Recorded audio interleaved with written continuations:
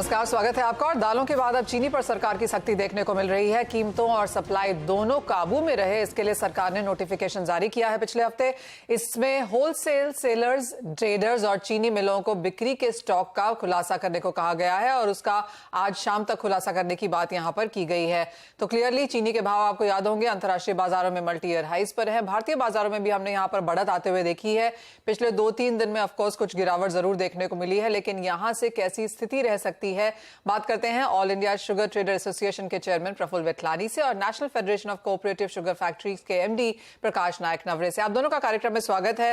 प्रफुल्ल जी, clearly वो notification सभी agencies, associations, आप दोनों को भी यहां पर आया है, लेकिन जो चिंता फिलहाल सरकार को है वो कितनी वैलिड है?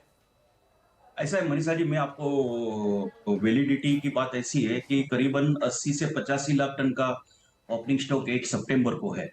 तो अगर 80 लाख टन भी पकड़ लो तो नवंबर एंड तक की तो चीनी है, ये हो गई फंडामेंटल। पर होता क्या है, एवरी 48 ईयर्स में एक साल ऐसा आता है जब श्रावण महीने में एडिशनल मंथ होता है हिंदू कैलेंडर के हिसाब से, और उसमें सीजन जो है नवंबर 15 के बाद चालू होने की संभावना रहती है।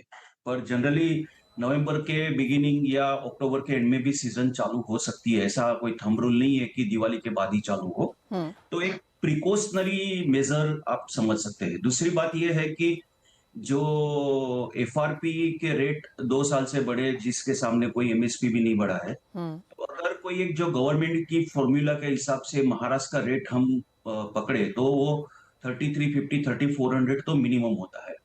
इसमें 2 पार्ट होते हैं। एक पार्ट रहता है कि सीजन के 6 महीने, दूसरी रहती है ऑफ सीजन के 6 महीने।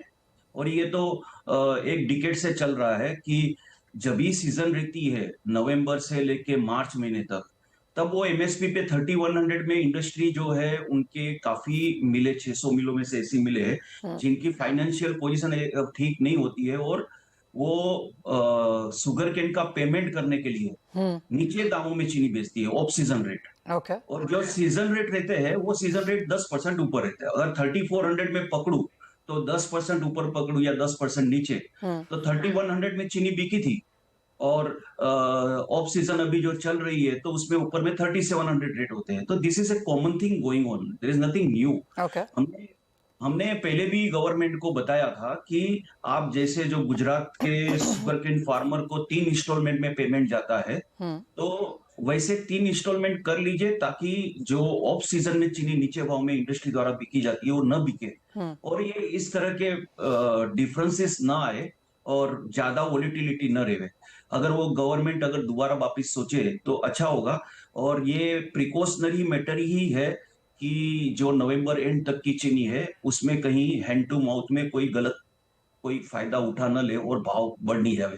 ये हमारा सोचना है। ओके, प्रकाश जी, आप कैसे देखते हैं? क्योंकि चीनी का एक्सपोर्ट होगा वो तो एज ऑफ नाउ बाजार लेट गो कर ही चुका है। ऑफिशियल स्टेटमेंट का ही यहाँ पर इंतजार है कि कितना मिनिमल होगा, नहीं होगा, वो दूर की बात है। लेकिन जिस तरह से सरकार के मेजर्स हैं या सरकार के नोटिफिकेशंस हैं, वो बाजार में कभी कभी ज्यादा यहाँ पर कंसर्न जताते हैं। आप कहेंगे कि ऐसा एक उदाहरण है? इसका जवाब मैं 2 पार्ट में देना चाहता हूँ। एक तो अभी जो प्रफुल्ल भाई ने बोला मैं काफी सही है। इस साल में जो ज्यादा जिसको बोलते हैं ना अधिक मास, 1 महीना सीजन आगे गया है।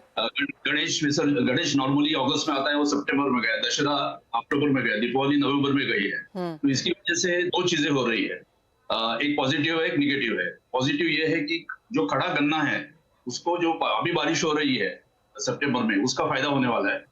और जो पैनिक सिचुएशन बाजार में क्रिएट हो गई है कि बहुत शॉर्टेज है और ये सब गलत है। हमारे हिसाब से मैं जहाँ दिल्ली से बैठ के जब नेशनल पिक्चर देखता हूँ तो महाराष्ट्र छोड़ के बाकी सब स्टेट में थोड़ी टू सम एक्सटेंट कर्नाटका छोड़ के बाकी सब स्टेट में प्रोडक्शन पिछले साल से बढ़िया ज्यादा होने जा रहा है। तो ओवरऑल सिचुएशन इतनी पैनिक नहीं है जितनी मार्केट ने ले ली है। अब आपका सवाल है गवर्नमेंट के नोटिफिकेशन का, ये भी कुछ हद तक इसमें ऐड कर रहा है।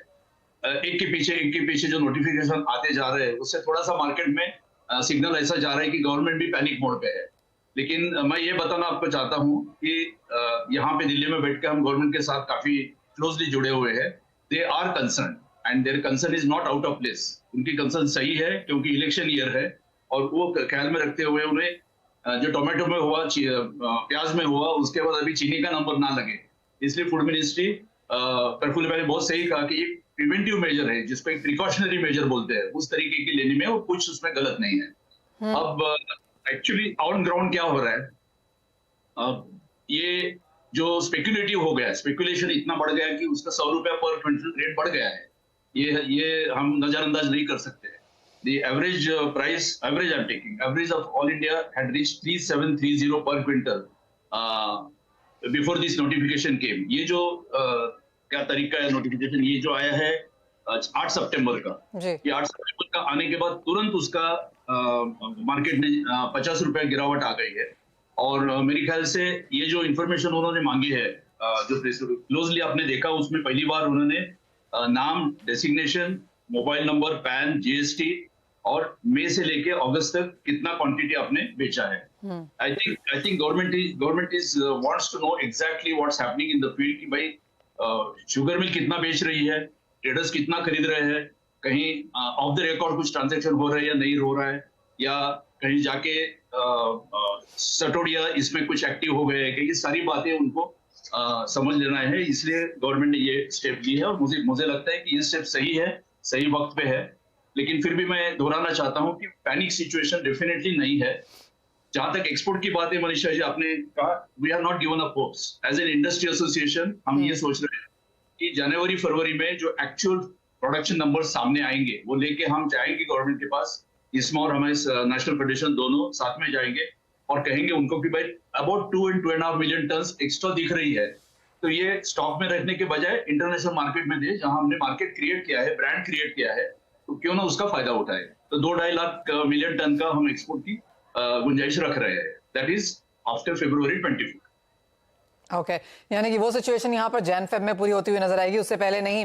प्रफुल्ल जी, जिस तरह से एक्सपोर्ट की बात हो रही है, अगर हम 2-2.5 मिलियन यहाँ पर पकड़ते भी हैं, अगर हम ये भी सोच के चलते हैं कि फसल इस बार कम है, तो भी जिस तरह की प्रोडक्शन 31 प्लस दिखाई जा रही है और जो इंडिया की कंजम्पशन है, आप कहेंगे कि हम एक कंफर्टेबल पोजीशन में हैं उन सब नंबर्स को जोड़ते हुए?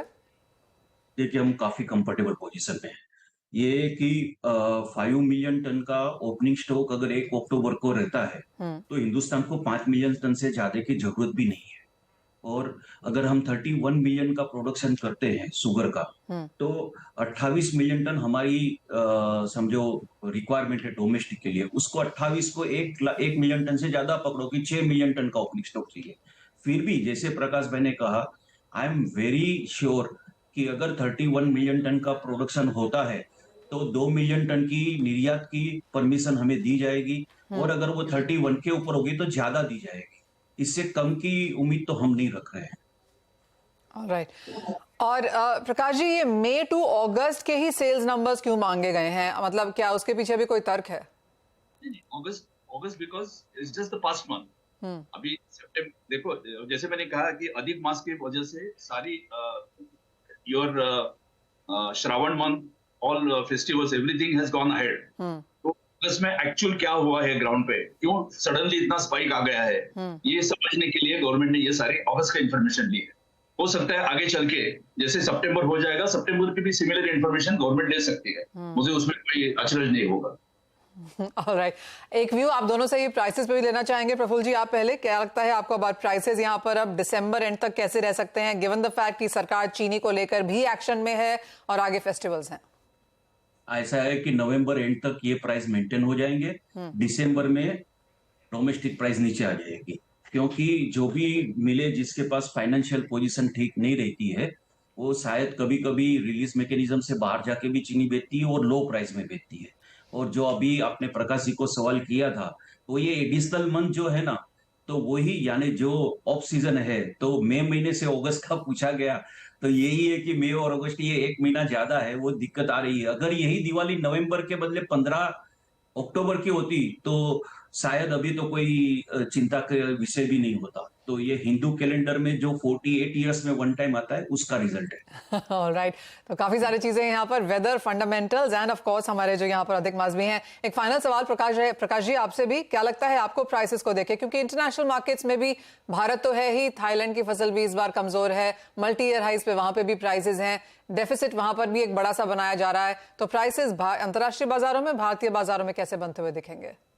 First I will talk about international market. International market को हमने मदद की है। इंडिया ने जो सेकंड ट्रेंच दिया नहीं एक्सपोर्ट का, और हम sudden absence of India from the international market has help Brazil and Thailand both. तो मेरे को लगता है कि ये अपने उनको बना के प्लेट पे दे दिया कि चलो अच्छे दाम में आप बेच दो। खैर, and they will remain at the same level till India really takes a decision in the month of January February कि भाई हम भी एक्सपोर्ट में आने उतरने जा रहे हैं। उसकी अगर खबर नवंबर दिसंबर में बाहर आ गई तो शायद इंटरनेशनल प्राइसेस कूल डाउन हो जाएंगे। जहां तक घरेलू बाजार की प्राइसेस की ये है कि आई एग्री विद प्रफुल्ल भाई कि अभी का जो लेवल है वो नवंबर तक बना रहेगा। जैसे नई चीनी बाजार में आने शुरू हो जाएगी, ये अपने आप कूल डाउन हो जाएगी। ऑलराइट, तो वो चीनी को लेकर है, बहुत ज्यादा बड़ी दिक्कत या कंसर्न की बात नहीं है, लेकिन सरकार जैसे कहा गया कि ऑफ कोर्स प्रिकॉशनरी तौर पर फेस्टिवल से पहले और अगले साल इलेक्शन से पहले यहां पर काफी सारे मेजर्स लेती हुई नजर आई है, और चीनी भी वहीं पर एक एग्जांपल यहां पर है। बहुत शुक्रिया प्रकाश जी, प्रफुल्ल जी, आप दोनों का ही साथ जुड़ने के लिए और उन तमाम चीनी के मुद्दों पर बात भी करने के लिए। एक ब्रेक के लिए रुके।